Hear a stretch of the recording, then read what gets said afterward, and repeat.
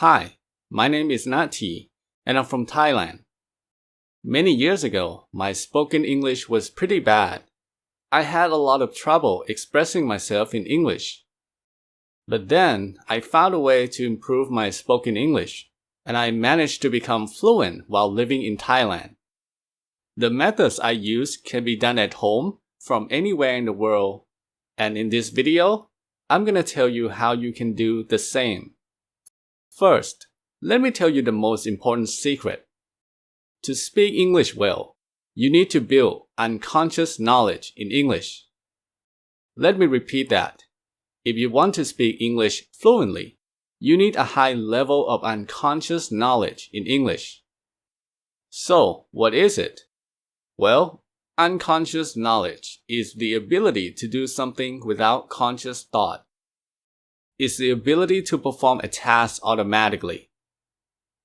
For example, riding a bicycle, playing a musical instrument, and speaking your native language.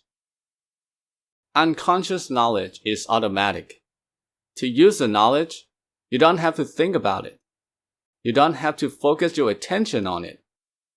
That's why you can ride a bicycle and talk to someone at the same time. You don't have to focus on the movement of your legs. They move automatically on their own. It's also why musicians can sing and play the instrument at the same time. With enough practice, the skill becomes automatic, and so the hands and fingers can now move automatically. Now, think about how you speak your first language.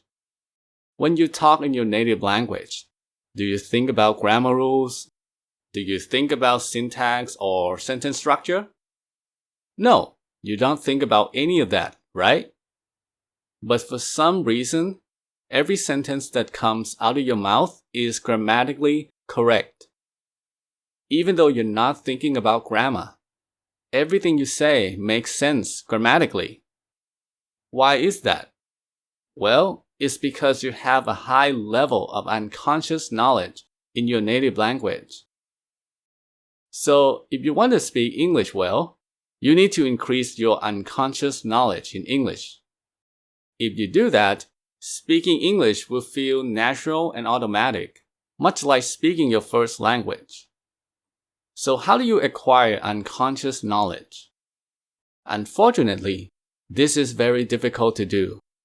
The problem is that this type of knowledge cannot be taught. It cannot be acquired through study. You can improve it by reading grammar books or watching grammar lessons on YouTube. If you do that, you will acquire a different type of knowledge called conscious knowledge. This type of knowledge is not automatic. To use the knowledge, you have to think about it. You have to focus your attention on it. This means that when you speak English, you have to think about grammar. You have to decide what tense to use and all that stuff. And that doesn't work because when you're talking to someone, you don't have time to think about grammar. If the other person says something to you or asks you a question, you have to respond immediately. Sadly, many people love studying grammar. They love watching lessons about tenses, prepositions, adjectives, and so on. They believe that it will make them speak better.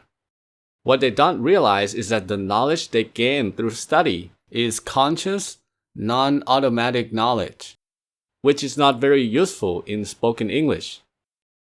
The thing is, speaking a language involves two parts of the brain, the conscious part and the unconscious, automatic part.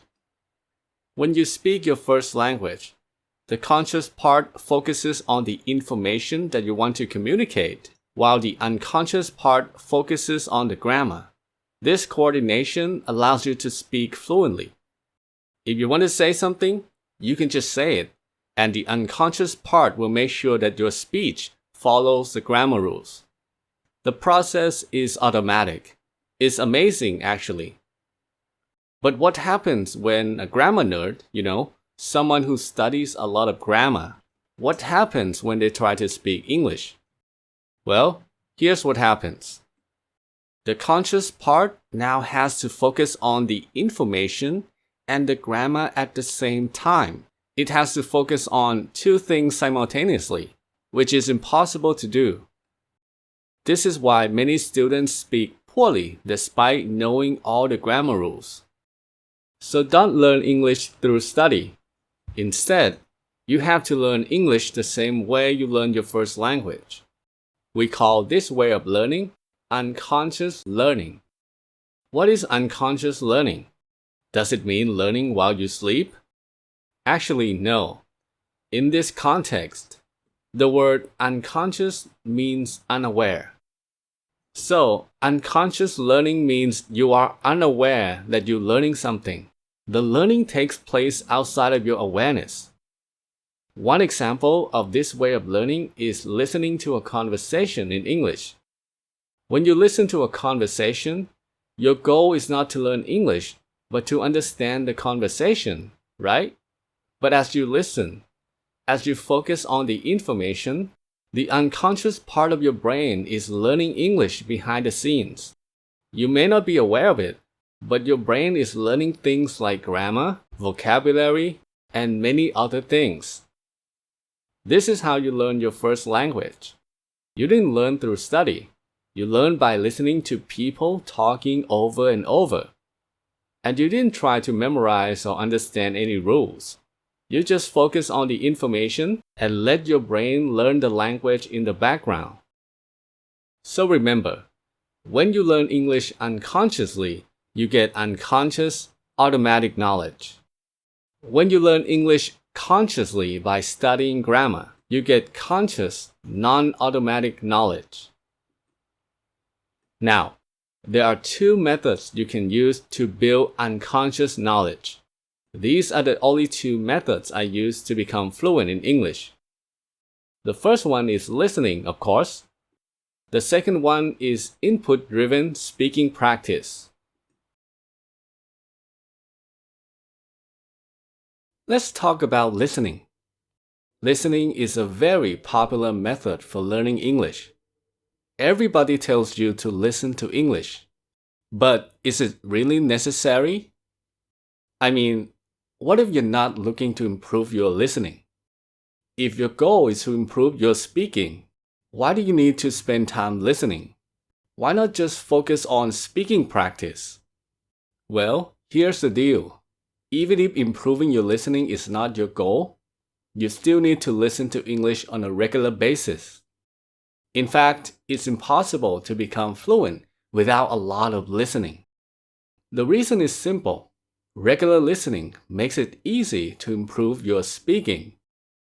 You see, the English language is very complex. If you don't listen to English very much, you'll never become familiar with the complexity of the language.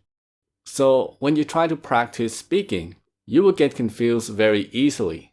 Forming a sentence will be confusing. Practicing new words will be confusing. Everything will be confusing because your brain cannot handle the complexity of the language. On the flip side, if you listen to English regularly, you will become comfortable with the language. So the complexity will not confuse you as much.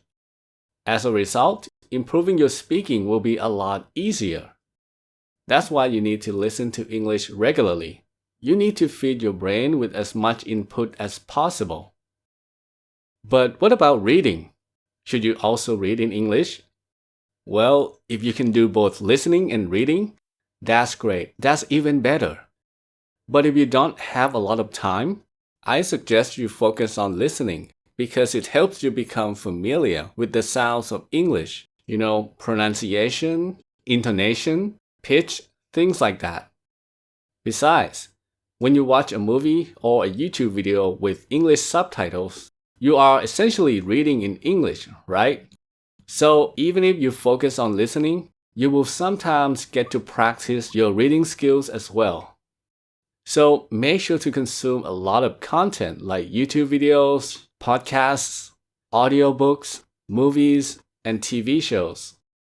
If you don't understand the content and need to read subtitles, make sure they are in English, not in your native language.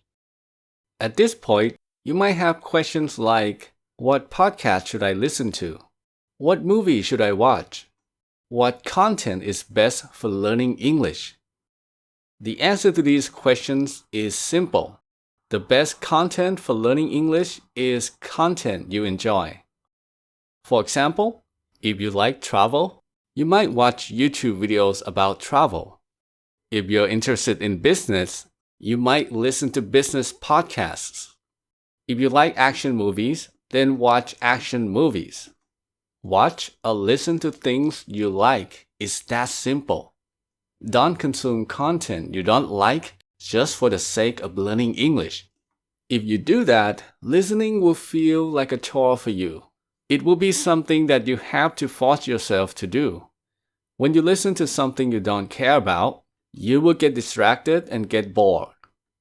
At some point, you're going to lose motivation and stop doing it. I don't have this problem because I only listen to stuff that interests me. For example, I like Japan, so I'm subscribed to YouTube channels about Japanese culture, Japanese food, and other things related to Japan. I love scary stories, so I listen to a number of scary podcasts. I'm also a big fan of fantasy series like Harry Potter, and I've listened to the Harry Potter audiobooks multiple times now. So basically, I listen to things I enjoy. This way, I get to have fun and learn English at the same time. By the way, there's one type of content I avoid, and that is grammar lessons. When I'm on YouTube, I never watch videos about tenses, prepositions, adjectives, all the boring stuff, because I know that if I consume this type of content, I will develop the habit of thinking about grammar when speaking, which is not what I want. I want to speak English naturally, like I speak my native language. So make sure you listen to things that you find enjoyable and avoid content related to grammar. How much time should you spend listening each day? The answer is as much as possible. Like I said earlier, English is very complex, and so your brain needs a lot of input before it can master the language. So, the more time you spend listening, the better. If you have 30 minutes a day, listen for 30 minutes a day. If you have 10 hours a day, listen for 10 hours. The more input you get, the faster your English will improve. But if you're busy and don't have time, that's okay. Let me share a tip that has worked well for me. So, if your listening is good enough and you don't need to look at the screen to read subtitles, you can practice listening while doing other activities. Personally, I like to listen while working out, doing chores, or commuting. With this simple strategy, I've been able to listen to English for at least 30 minutes every day without much effort. I don't need self-discipline to do this. It's very easy to do.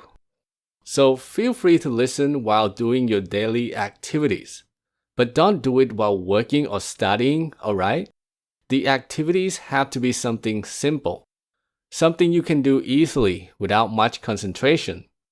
With this approach, you really don't have to spend your free time listening to English, which means you can dedicate some of that time to your speaking practice.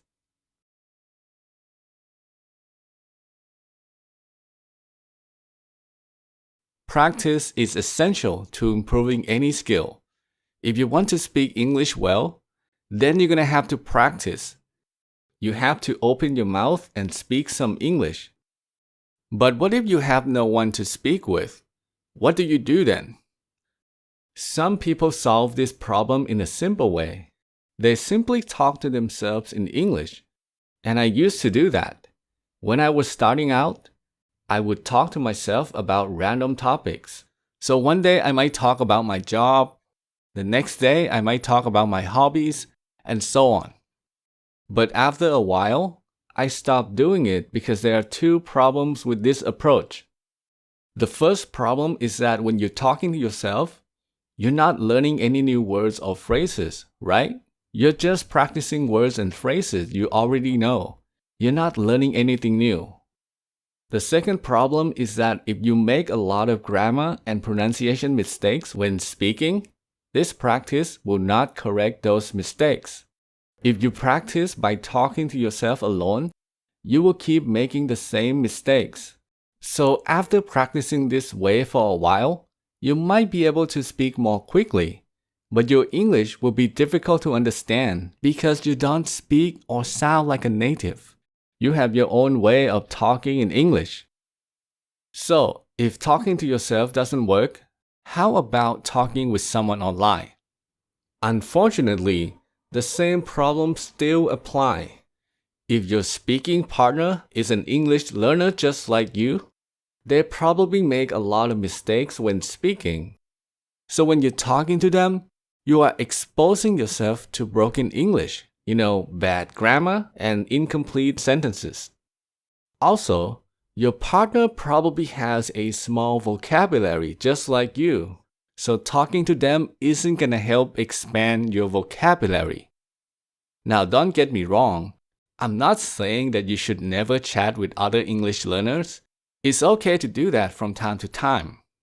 But if your speaking needs a lot of improvement, then you should focus on something called input-driven practice. What is it? Well, input-driven practice is when you practice with some type of English material.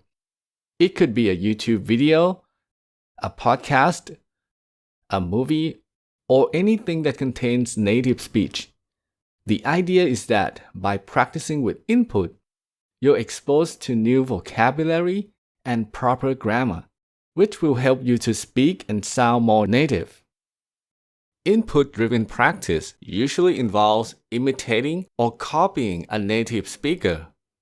If you've ever heard of language learning methods like shadowing or imitation, those are all input-driven exercises.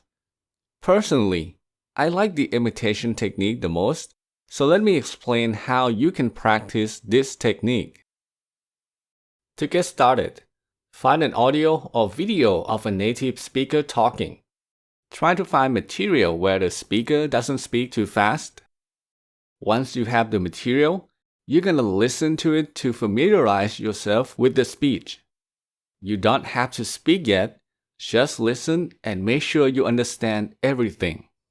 Be sure to look up words and phrases you don't know. Now, if the speech is long, you don't have to listen to the whole thing. Just listen to the first 3 to 5 minutes. After you finish listening, you're ready to begin your practice. Play the speech from the beginning. This time, you're going to repeat after the speaker word for word. So after a few words, pause the audio and repeat what you hear out loud. You don't have to wait until the end of each sentence because that might be too difficult. You can pause mid-sentence and repeat 4, 5, or 6 words at a time. When you imitate, try to copy not only the words but also the rhythm, pronunciation, and the emotion in the voice. Copy everything so that you sound exactly like that person.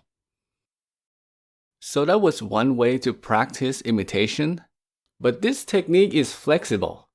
As your speaking improves, you can make the practice more challenging to match your proficiency level. For example, instead of repeating a few words at a time, you can try to memorize and repeat one sentence at a time. If you come across a very long sentence and you can't remember the exact words, that's okay. The human brain is not very good at remembering individual words or small details, but it's good at remembering meaning or key information. So, if you forget the original sentence, try to express the meaning in your own words. For example, if the original sentence was, "Walking alone in a dense forest at night is absolutely terrifying," you might say something like, "Walking alone in a forest at night is very scary." Or, if that's still too difficult, you can just say, "Walking in a forest is scary." The process of expressing something in your own words is really helpful. It improves your ability to improvise and find the right words to express yourself. As you can see, there's more than one way to practice imitation, so feel free to do it however you like.